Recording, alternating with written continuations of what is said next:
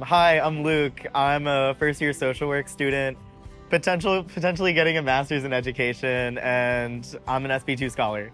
So I'm originally from the area. I'm from a suburb of South Jersey, so a lot of the resources that, I was suggested, like, as a transgender person, were in, like, Philadelphia.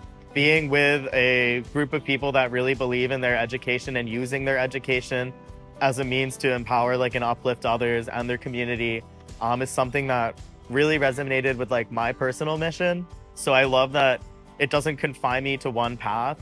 As a social worker, I can be in a school with kids, I can be in a hospital, I can work in a prison, I can work in a lot of these different areas that doesn't really confine me to one place. So it's been really empowering, and it's been a really, like, liberating and amazing education.